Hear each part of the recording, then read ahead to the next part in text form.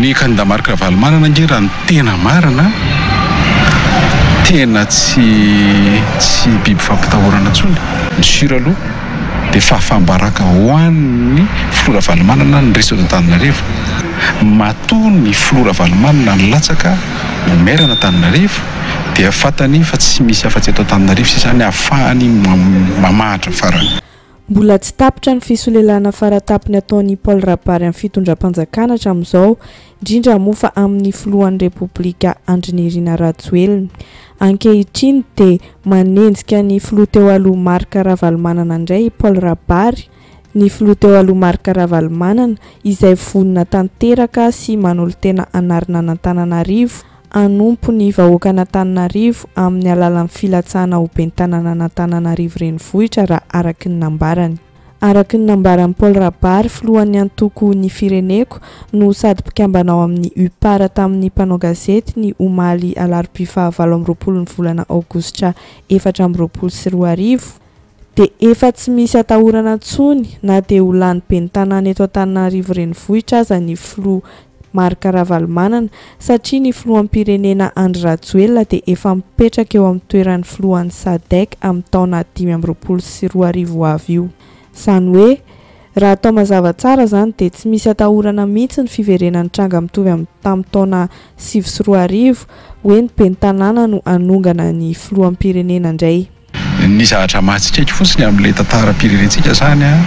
dia ny atao hoe ironie de l'histoire. Ny ironie de l'histoire dia io moa zany ny atao hoe hoy izy ny vahoaka malagasy ny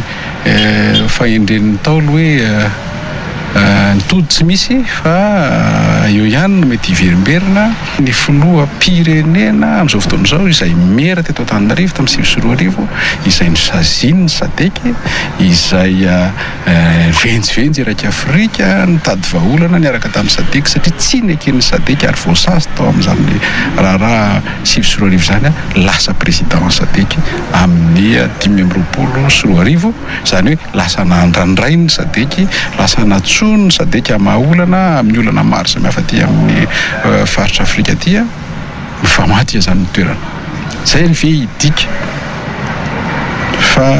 mbola iseho raha 2022 dia ny tantara ny anambara azy ny président ny Repoblika efa mipetraka eo amin'ny toeram-boninahitra amin'ny président ny SADC. Itsika efa andray ny sommet ny SADC. Tena tsy olana mihitsy ny fitondran'ny filoha Ravalomanana ny tanàna Antananarivo. Hoy Paul Rabary hoe efa tsy misy mampatahotra intsony mahakasika ny filoha teo aloha Marc Ravalomanana satria olona efa filoham-pirenena teo aloha no lasa ben'ny tanàna dia tsy dia makaiza firy. Efa mihena ihany koa ny hery politika ny filoha teo aloha Marc Ravalomanana raha araky ny nambaran'ny Paul Rabary fa tsy mitovy amin'ny teo aloha intsony.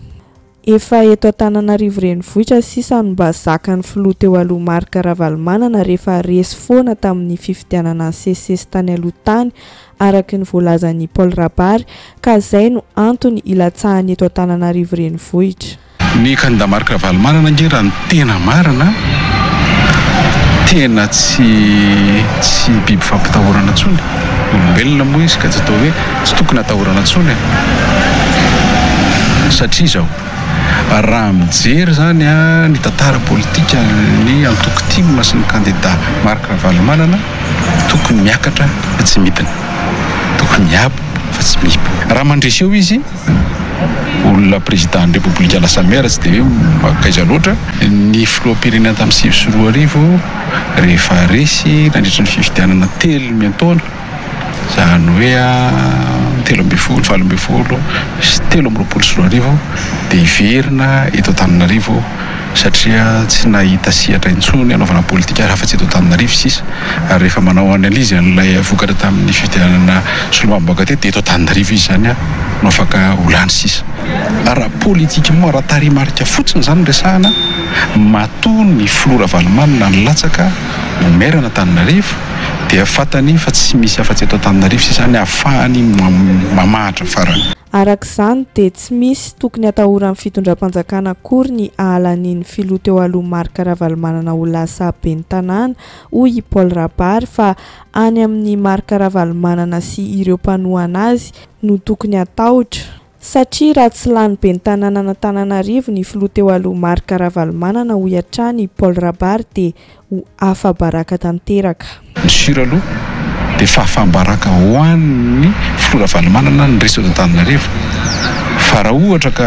resy ny Iromary eto Antananarivo, zahatra lojika ihany zany satria raha ny fifidianana filoha pirenena sy ny fifidianana sy mbaboaka farany teo matanjaka be ny TGV ny team ary lojika zany miaraka amin'ireo député team anakeny eto Antananarivo tokony mandeha ho azy zany ny fifidianana maire Andriamatoa Ravalomanana ka tsy ny pression zany sao tsy aty amin'ny mitondra ny fitondrana intsony. I Paul Rabary dia mahita fa hoe aleo olona vaovao tsy misy kajikajy politika mihitsy no arotsaky ny fitondram-panjakana ankehitriny no candidat ben'ny tanàna mba olona vonina sy sahy hitondra ny amin'ny fampandrosoana fa tsy hamarina ankady ny firenena, indrindra raha tsy te hahita sy handretsony ny fifanindrina eo amin'ny filohan'ny repoblika Andry Rajoelina sy ny filoha teo aloha Marc Ravalomanana. Manosika ny vahoaka n'Antananarivo i Paul Rabary fidy an'ireo candidat mahaleo tena na indépendant mba tsy tohizany adila politika misy eo amin'izy mirahalahy mianak'ireo tsony na ihany koa mba tsy iverenany sary tamin'ny taona 2004. Marina aloha fa hatreto dia mbola Irina Rakotomanga ihany no fantatra fa ao anatin'ny listr'ireo candidat ben'ny tanàna mahaleo tena ka manosika ny vahoaka n'Antananarivo ifidy any Irina Rakotomanga ve zany Paul Rabary. Dia raha ho zany no asaina manome torohevitra ny miaraka amin'ny fitondrana jako hoe profil dia tsotra fotsiny olona tsy mpanao politika fa olona vonina ampandroso satria ny aty amin'ny fitondrana nge efa mpanao politika efa zavatra fa mihitsy ny atretiny fa tsy ny hoe hiazakazaka amin'ilay seza intsony fa izay mpanao politika tena mitady seza efa nanao député daholo dia za mahita hoe mila olona neutre atosika alatsaka fa tsy olona affiché be hoe dia tena olona mpitolona be ny fahafahan'ny olona mijoro milaza hoe zay tsy te hiaina ny 2004 izay tsy te hiaina ny fifanandrinanareo mirahalahy ary ny tombony ao anatin'izay zany dia ny fisina indépendant matanjaka eto amin'ny Madagasikara, fisian'ny indépendant matanjaka eto Antananarivo mba ahafahana mikase na hoe mandrava ilay cycle hoe miteo aloha ihany miferina. Tsy vao i Paul Rabary rery no manentana sy manosika amin'ny vahoaka tsy hifidy ny filoha teo aloha Marc Ravalomanana ho ben'ny tanàna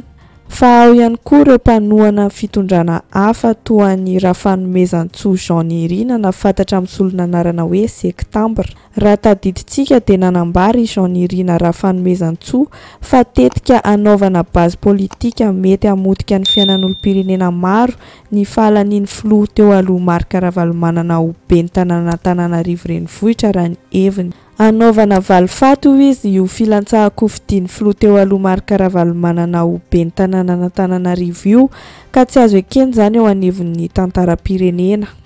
Indrindrandrindra ihany koa moa fa ny ben'ny tanàna sy ny fitondram-panjakana dia tsy maintsy miara-miasa ary mety ho be ny zavatra hikatso raha misy izany. Filatsahana ben'ny tanàna n'Andriamatoa Marc Ravalomanana mahitsy amin'ny laza eto dia hoe lasa eritreretina ho anaovana base politika na fahatra politika zany ny eo anivon'ny tanàna n'Antananarivo renivohitra zay mety zay anomotika fiainan'olona be dia be.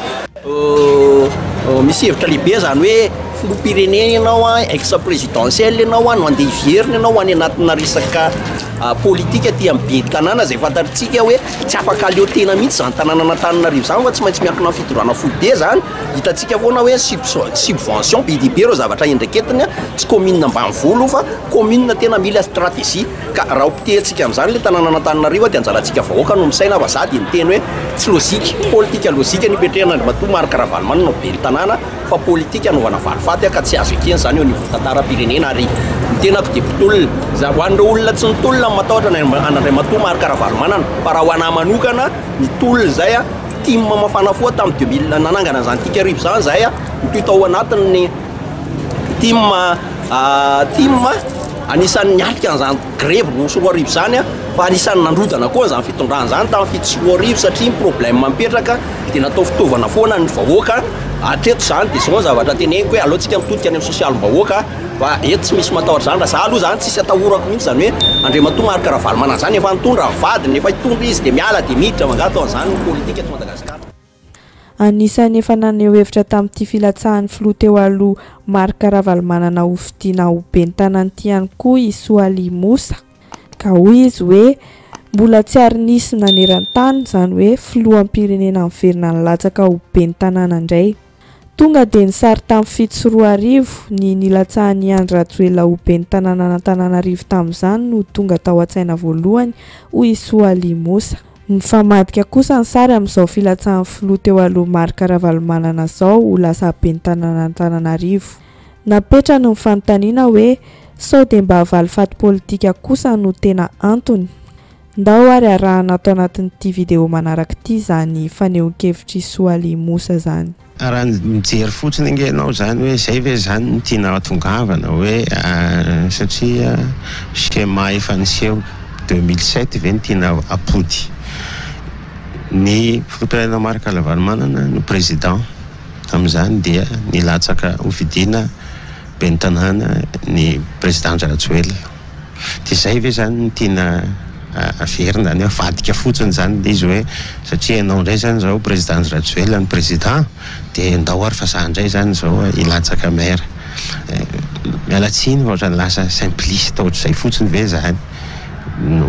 dia ohatrany hoe andeha anao an'izay valifaty zay ve zany tena antony fanontaniana ihany no apetraka. Mila an'izany ve ty firenena ty amin'izao zava-misy iainantsika zao amin'izao situation iainan'ny firenena iainan'ny zao tontolo zao mbola mila zavatra ohatr' zany ve anjara vahoaka no mijery fotoana mbola anaovana schéma ohatr' zany ve zao contexte iainantsika. Efa en'ny filoha teo aloha Marc Ravalomanana daholo reny resaka reny hoe efa filoham-pirenena teo aloha no hiverina ho ben'ny tanàna indray. Tsotra sady fohy ny valitenin'ny filoha teo aloha Marc Ravalomanana kanefa mahavaly ny zavatra nolazain'izy telo lareo mahakasika ny hoe filoha teo aloha no ilatsaka ho ben'ny tanàna n'Antananarivo renivohitra zany hoe ny zavatra nolazain'i Paul Rabary, i Jean Irina Rafanomezantsoa ary Soaly Moussa. No amafisin'ny filoha teo aloha Marc Ravalomanana teny amin'ny seny etsy Alarobia fa tsy misy olana amin'ny fiverenana ho ben'ny tanàna mihitsy ny tenany na dia efa filohan'ny repoblika aza teo aloha satria io aza ny tena ahafahany misehatra amin'ny fanompoana vahoaka araka ny nambarany ato anatin'ity horonan-tsary fohy dia fohy ity. Kina ny olana amin'izany vao miary tena manompo vahoaka ny raha malala situation misy na Madagasikara tsy mampanina mihitsy zany tena ampinoko misy nanaovana andisy fa tsy ihany. Zay mahakasika ny lohahevitra androany iny mankasitraka antsika rehetra nijeratra amin'ny farany azadiny manao j'aime sy misabone dia amin'ny manaraka indray.